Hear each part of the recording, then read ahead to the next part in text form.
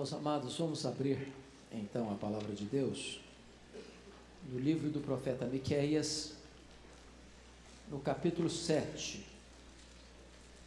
Nossa liturgia está baseada neste capítulo e nós vamos examinar este capítulo 7. Miqueias capítulo 7.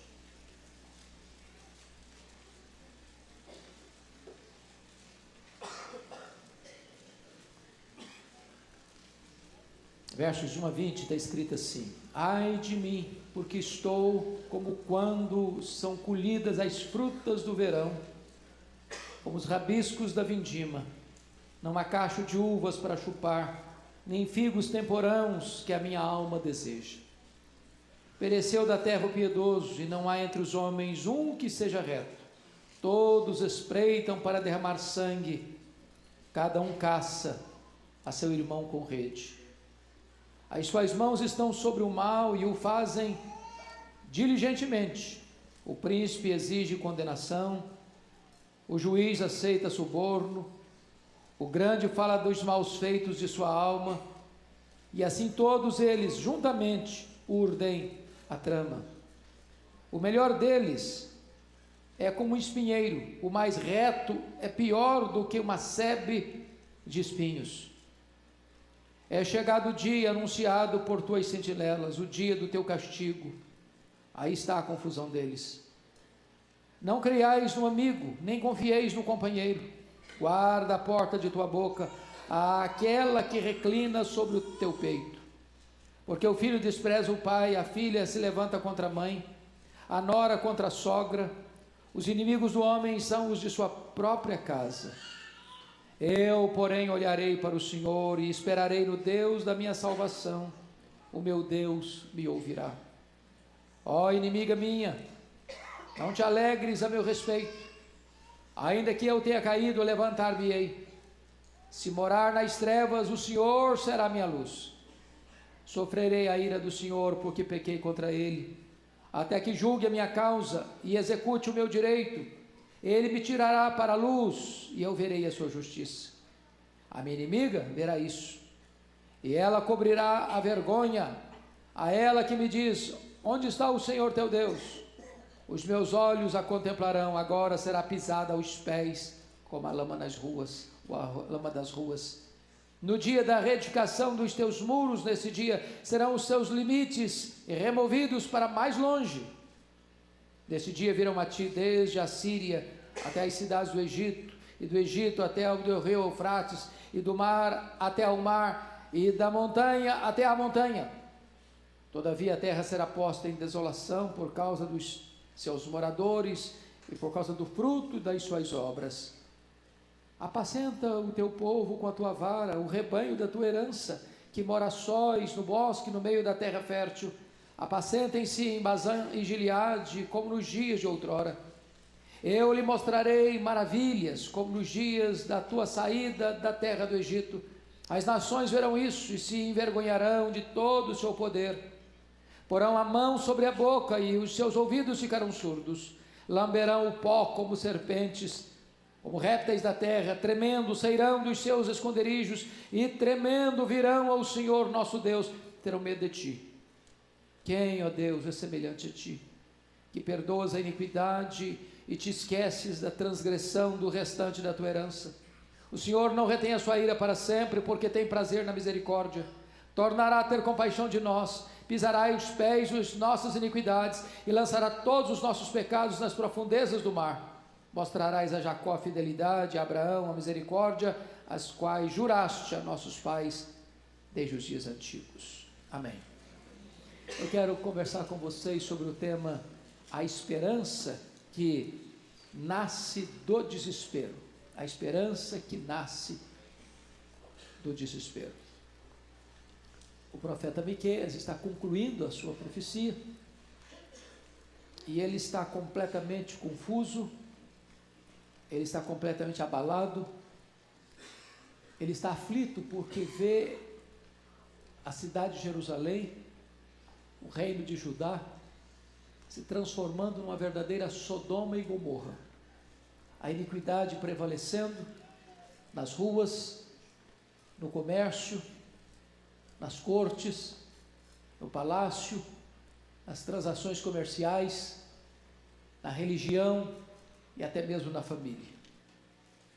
E diante disso ele vai, nessa última profecia, mostrar tanto o seu desespero quanto a sua esperança.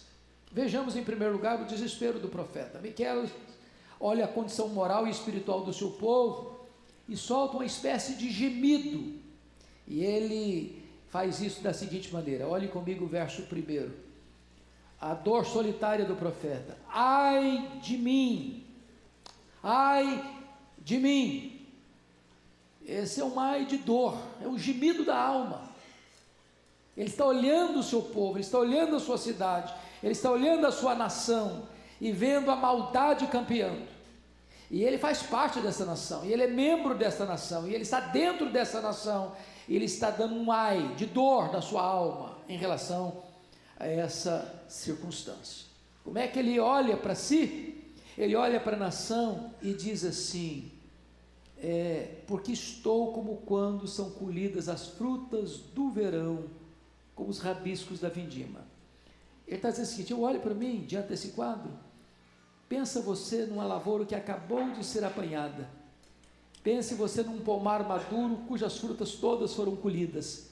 Pensa você numa parreira de uva que todos os cachos foram tirados, não sobrou mais nada. Ele diz: eu olho para a minha nação e sinto a mesma realidade.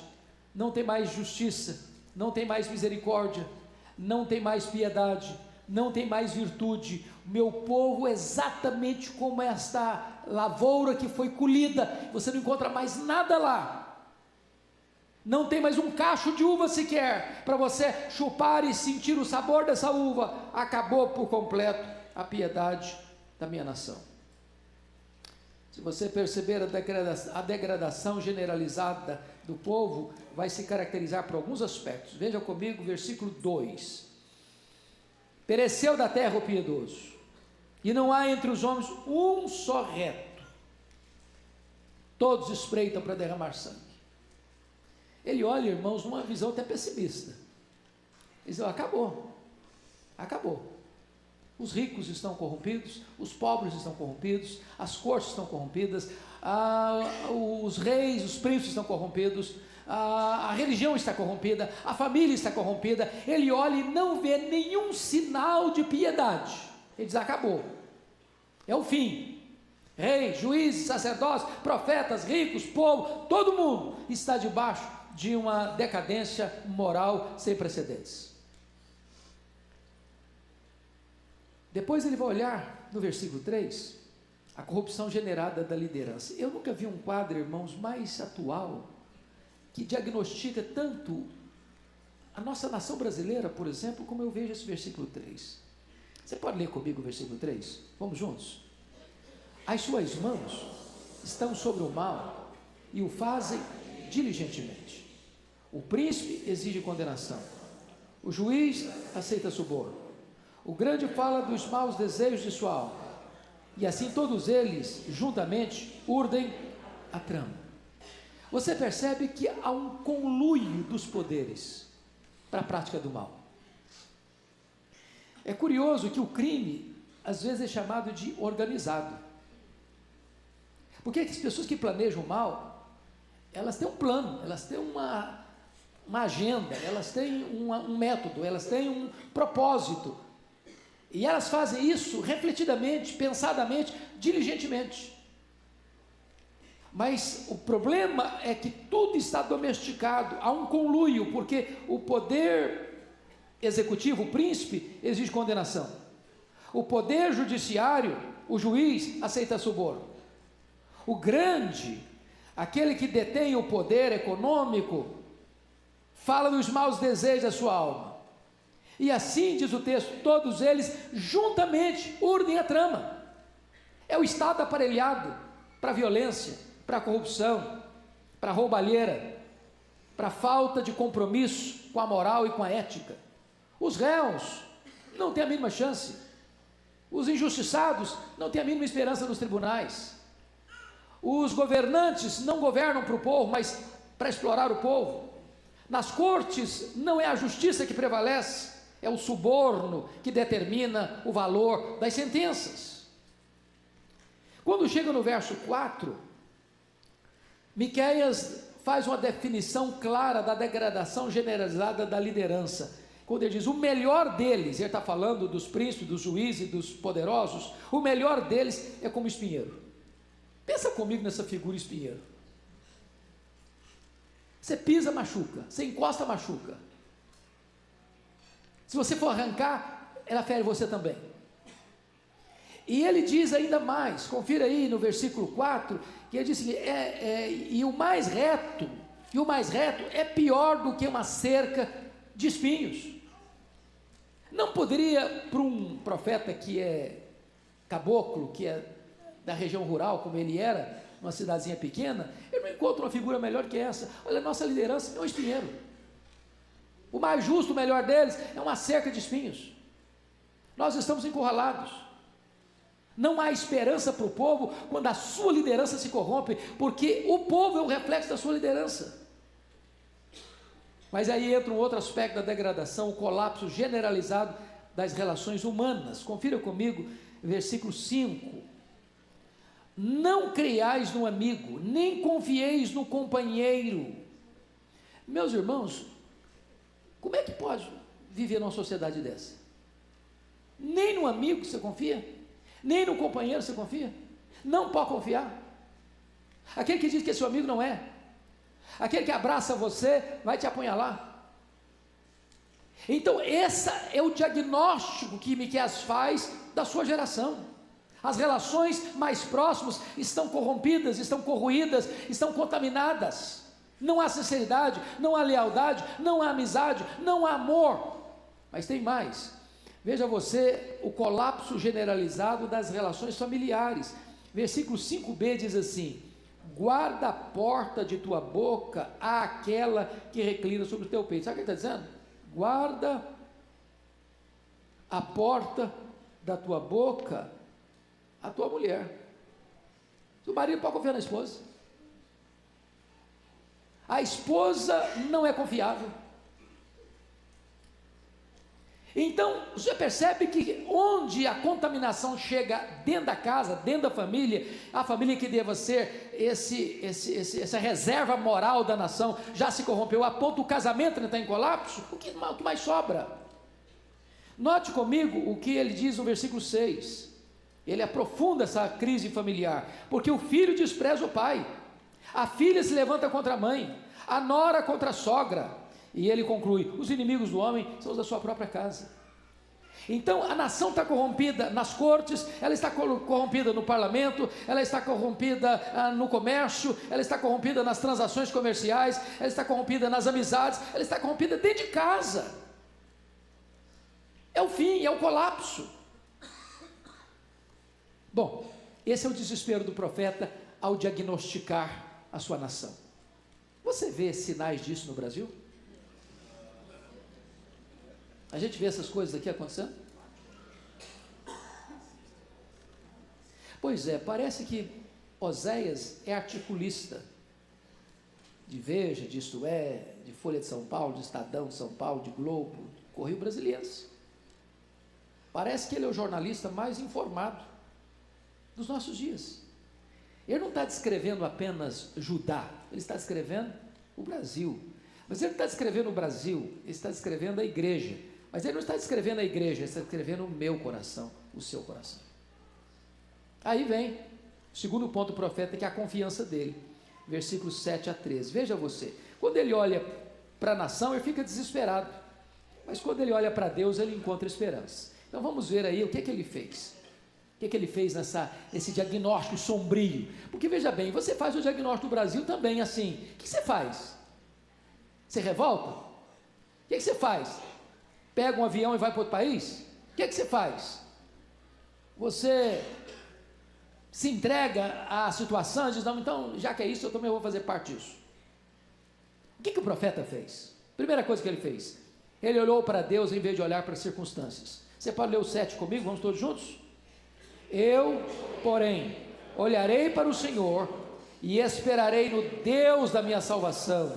o meu Deus me ouvirá. Hoje nós ouvimos uma abençoada mensagem aqui, 8h30, sobre a questão da visão. Visão. Para onde você olha na hora da crise? Se você olhar para a crise, você se desespera. Mas se você olhar para Deus, brota a esperança no seu coração. Diz a Bíblia que Geazi olhou para o exército inimigo e ficou com medo. Diz a Bíblia que quando Davi chegou em Ziclag e viu a ruína, ele ficou muito angustiado. Diz a Bíblia que quando Pedro olhou para a força do vento e o barulho das ondas, ele afundou. Miqueias olha a crise da sua nação e olha para Deus. É para Ele que você tem que olhar na hora da crise. Segunda coisa, ele olhou para a restauração divina em vez de olhar para a sua queda. Olha o versículo 8 comigo. Ó inimiga minha, não te alegres a meu respeito, ainda que eu tenha caído, levantar-me-ei, se morar nas trevas do Senhor, será minha luz. Ele está dizendo o seguinte, ele está olhando para frente e está visualizando o cativeiro babilônico. É inevitável, a disciplina vem, mas agora ele olha prospectivamente para frente e vê que as nações estão rindo, zombando, escarnecendo de Judá, escarnecendo o povo de Deus, e ele então nesse momento diz o seguinte, olha, escarneça não, ó inimiga minha, não te alegres não, a meu respeito não, sabe por quê? Porque eu posso até cair, mas o justo cai até 7 vezes e se levanta. Se você é filho de Deus, se você é crente, ainda que os seus pés se resvalaram, ainda que você tenha caído, ainda que você tenha escorregado, ainda que você esteja sofrendo disciplina de Deus, Deus vai te botar de pé, Deus vai te livrar, Deus vai te restaurar. Resta para o povo de Deus a restauração. Mas tem mais. Olha aí comigo, o que ele vê? Versículo 9, ele olhou para a justiça divina em vez de desculpar-se de seu pecado. Você pode ler o 9 comigo? Vamos juntos? Sofrerei a ira do Senhor, porque pequei contra Ele, até que julgue a minha causa e execute o meu direito. Ele me tirará para a luz e eu verei a sua justiça. Ele está dizendo o seguinte, olha, eu pequei e estou sofrendo as consequências do meu pecado. O pecado é maligníssimo. O pecado, sempre que cometido, ele traz para nós consequências, e consequências amargas. Ele está dizendo isso, eu não estou desculpando o meu pecado, eu não estou dizendo que eu não pequei, eu não estou dizendo que o meu pecado foi simples, eu sofrerei a ira do Senhor, porque eu pequei contra Ele, e eu vou ser punido sim, eu vou ser disciplinado sim, mas agora eu vou olhar para uma coisa, o Deus da minha salvação é o Deus que vai me cobrir de justiça, Ele vai me tirar para a luz de novo, Ele vai me perdoar, Ele vai me restaurar, Ele vai me cobrir com a sua justiça, eu vou ser restaurado por Deus. Mas uma coisa me chama a atenção aqui, meus irmãos, prestem bem atenção. Ele, no verso 9, diz que ele pecou contra Deus. Se você ler o livro todo, você vai ver que houve injustiça nos tribunais, que houve aparelhamento do Estado para saquear o pobre, que as cortes estavam dando sentenças por suborno, que os profetas estavam pregando por dinheiro, que os sacerdotes aceitavam suborno para fazer o trabalho deles. Mas quando se trata de avaliar o pecado, em última instância, todo pecado que é praticado contra o próximo é praticado sobretudo contra Deus. Foi isso que Davi sentiu, contra ti somente pequei. Agora notem comigo ainda, irmãos, um outro aspecto muito importante aqui. Ele olhou para o julgamento de Deus sobre os seus inimigos, em vez de viver achatado pelas suas afrontas. Confira o verso 10. A minha inimiga verá isso, e ela cobrirá a vergonha. A ela que me diz, onde está o Senhor teu Deus? Os meus olhos a contemplarão, agora será pisada aos pés como a lama das ruas. O que ele está dizendo é o seguinte, o mundo nos ataca, o mundo nos afronta, o mundo nos humilha, o mundo escarnece de nós, o mundo afronta a igreja. Se você ficar escutando isso, você se deprime.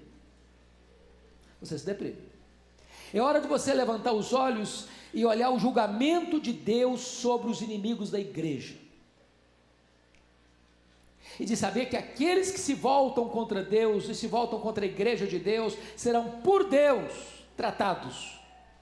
Então, em vez de você ficar se sentindo achatado, diminuído, esmagado por essas zombarias do mundo, entenda uma coisa: olhe para o julgamento de Deus sobre esses inimigos. Mas olhe mais, olhe versículos 11 a 13, ele olhou para a prosperidade permanente do seu povo, em vez de olhar e contemplar a desolação temporária do seu povo. Versículos 11 a 13 são maravilhosos nesse sentido. Olha aí comigo. No dia da reedificação dos teus muros, nesses dias serão os teus limites removidos para longe.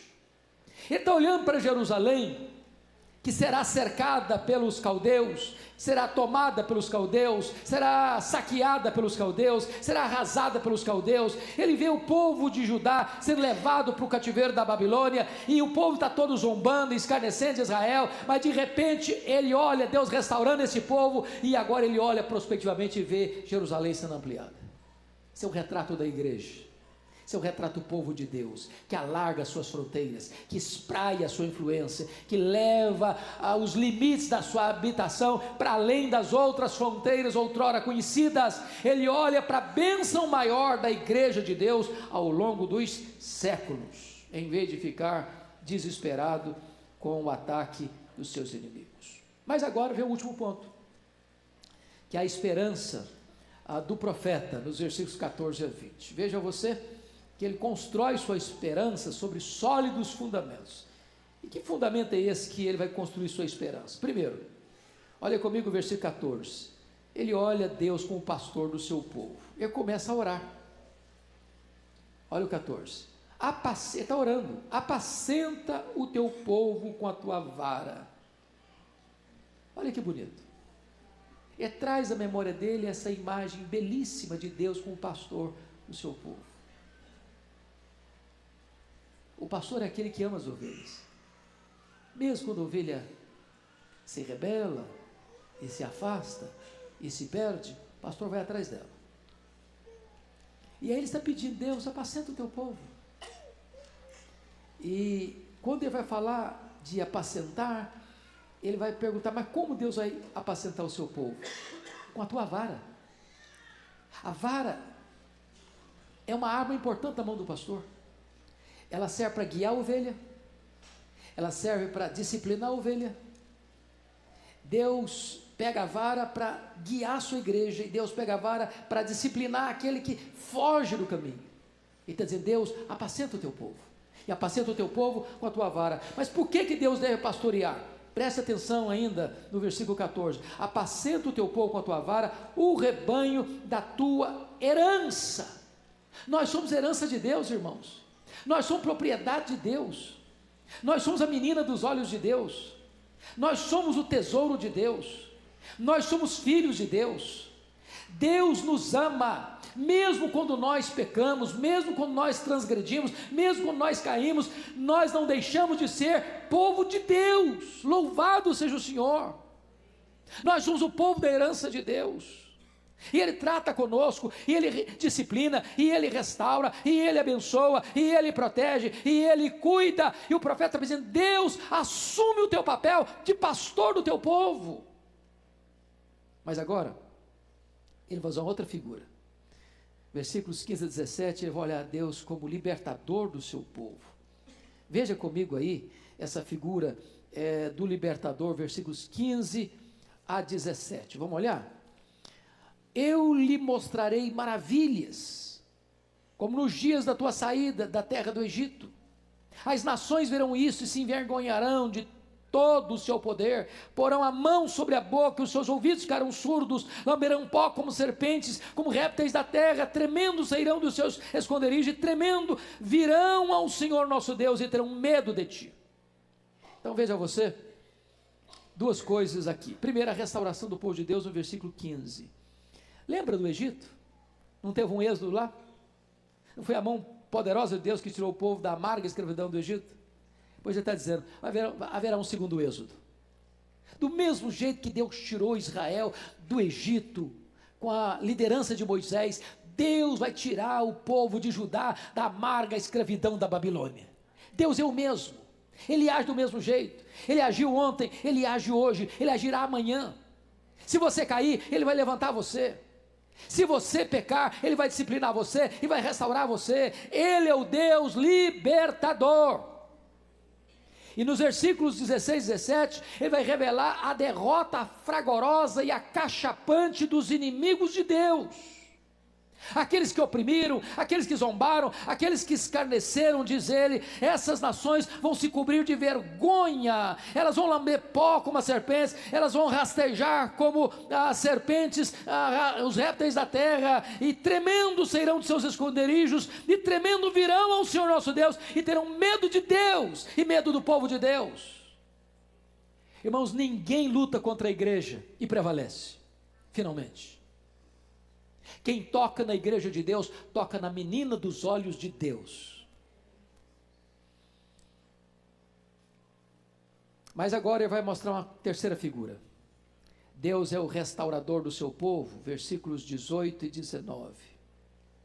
Então, ele volta da ruína total dos inimigos da igreja para a glorificação do Deus da igreja. E a primeira coisa que ele faz é dizer que Deus é incomparável em seu ser. Olha o verso 18, parte A. Quem, ó Deus, é semelhante a ti? Miqueias está falando numa época de politeísmo ao redor de Israel. Miqueias está falando que a Babilônia, que vai levar Israel para o cativeiro, Judá para o cativeiro, é um povo politeísta. Para onde Miqueias olha, as nações estão carregadas de muitos deuses. Quando o povo de Deus foi levado para o cativeiro, talvez um dos argumentos que mais se falou é que o Deus dos caldeus era mais forte do que o Deus dos judeus. Mas agora, diante da libertação de Judá, da restauração de Judá, da ampliação dos horizontes de Jerusalém, a pergunta do profeta é: quem é Deus semelhante a ti? Quem é Deus como o nosso Deus? Só Ele é Deus, só Ele é infinito, só Ele é imenso, só Ele é eterno, só Ele é imutável, só Ele é autoexistente, só Ele é onipotente, só Ele é onipresente, só Ele é onisciente, só Ele é transcendente, só Ele é soberano, só Ele está assentado no trono, só Ele governa as nações, só Ele reina supremo, só Ele pode resgatar o seu povo. Não há Deus como Ele. Mas depois de mostrar que Deus é incomparável em seu ser, Ele mostra que Deus é incomparável em seu perdão. Olha o versículo 18 ainda. Quem, ó Deus, é semelhante a ti, que perdoas a iniquidade e te esqueces da transgressão, do restante da tua herança. O Senhor não retém a sua ira para sempre, porque tem prazer na misericórdia. Oh, irmãos, olha que coisa maravilhosa. Deus está irado com o pecado, mas vem a misericórdia de Deus e suplanta a sua ira. Ele não retém a sua ira para sempre. Ele pega o nosso pecado, e diz o texto, Ele o lança nas profundezas do mar. Na linguagem bíblica, Deus faz o nosso pecado como uma névoa e o desfaz. Deus pega o nosso pecado e lança-o para trás das suas costas. Ele pega o nosso pecado e assim como o Oriente se afasta do Ocidente, Ele afasta de nós as nossas transgressões. Ele pega o nosso pecado e nos limpa e nos purifica com o sangue do seu Filho. Ele pega o nosso pecado numa linguagem simbólica belíssima e o joga nas profundezas do mar. E Corre Tembum diz que Deus ainda bota uma placa lá, é proibido pescar aqui. Esse perdão de Deus é completo. Esse perdão de Deus é justo, mas esse perdão de Deus é condicional. Preste atenção uma coisa, irmãos. O amor de Deus é incondicional. O perdão de Deus não. O perdão de Deus não. Para que você receba o perdão de Deus, você precisa se arrepender. Sem arrependimento, não tem perdão. Se confessarmos os nossos pecados, Ele é fiel e justo para perdoar os pecados nos purificar de toda injustiça. Aquele que encobre as suas transgressões jamais prosperará, mas aquele que as confessa e deixa alcançará misericórdia. Mas finalmente, Deus, Ele é incomparável, porque Ele é fiel à sua aliança. Olha comigo o versículo de número 20, quando diz assim: mostrarás a Jacó a fidelidade e a Abraão a misericórdia, as quais juraste a nossos pais desde os dias antigos. Se existe uma doutrina gloriosa que nós temos, é a doutrina da aliança, né? Deus fez uma aliança com Abraão, uma aliança eterna, ser o Deus dele e o Deus de seus filhos, por todas as gerações. Você é um filho de Abraão, você que creu em Jesus. E aí Deus perdoa você, lembrando lá atrás da aliança que fez com Abraão. Ele é fiel a essa aliança. Ele nunca vai desamparar você. Ele nunca vai deixar você na mão. Ele nunca vai quebrar esse pacto. Essa promessa é para vós e para os nossos filhos, para aqueles que ainda estão longe, para quantos o Senhor nosso Deus chamar. Ele cuida de nós, Ele perdoa nós, Ele salva-nos, Ele abençoa-nos, Ele restaura-nos, Ele faz tudo porque Ele é fiel à sua própria palavra, à sua própria aliança. Não importa quão confusas ou assustadoras sejam as circunstâncias atuais, o caráter de Deus permanecerá eternamente o mesmo. Nisso está a nossa esperança. Vamos ficar em pé e vamos orar.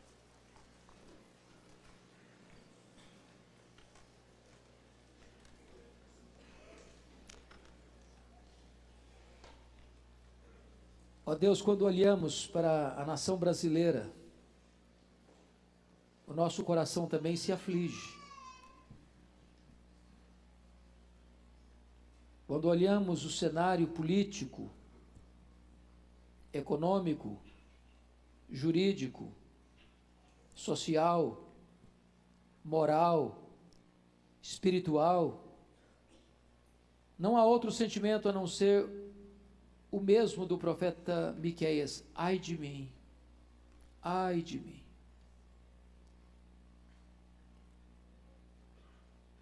Quando olhamos para o estado da própria igreja brasileira, onde há tantos desvios, onde há tanto secularismo, onde há tanta relativização da verdade absoluta, para alcançar favores e benefícios pessoais, mercadejando a tua palavra, nós não temos outro sentimento senão o de dizer: ai de mim, Senhor, porque estou também nessa nação. Quando olhamos o diagnóstico da família, palco de tantas dores, de tantas crises, de tantos conflitos, de tantas brigas, de tantas contendas, de tantas desavenças, também o nosso coração diz: ai de mim, Senhor. Mas nesta hora, Deus, nós queremos levantar os nossos olhos e olhar.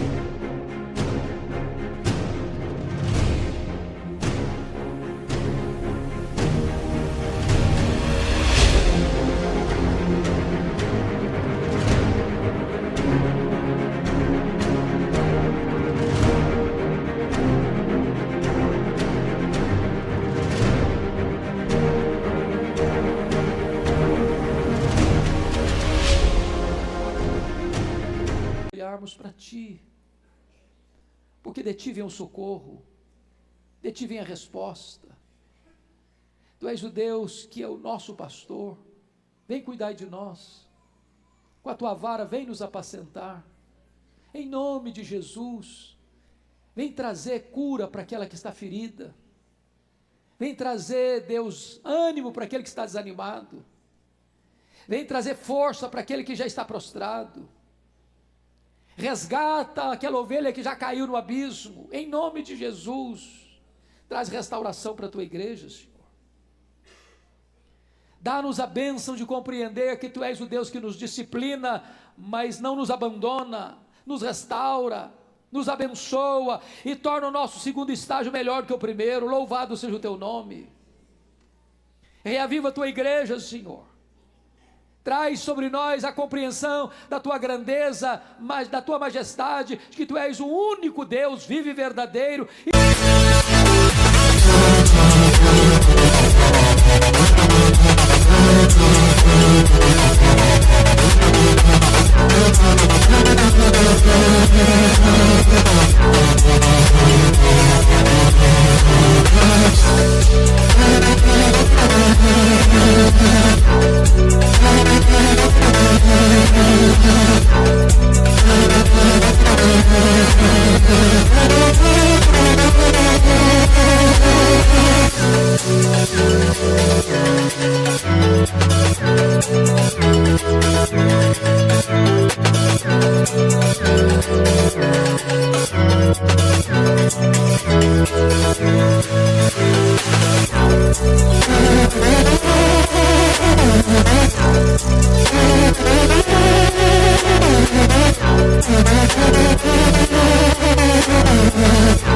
Tu és o nosso Deus, que perdoa, que esquece, que pisa aos pés as nossas iniquidades, que lança os nossos pecados nas profundezas do mar, porque Tu és fiel a Ti mesmo, fiel à Tua palavra, fiel à Tua aliança.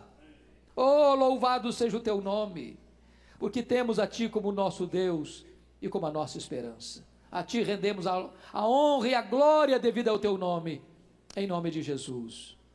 Amém.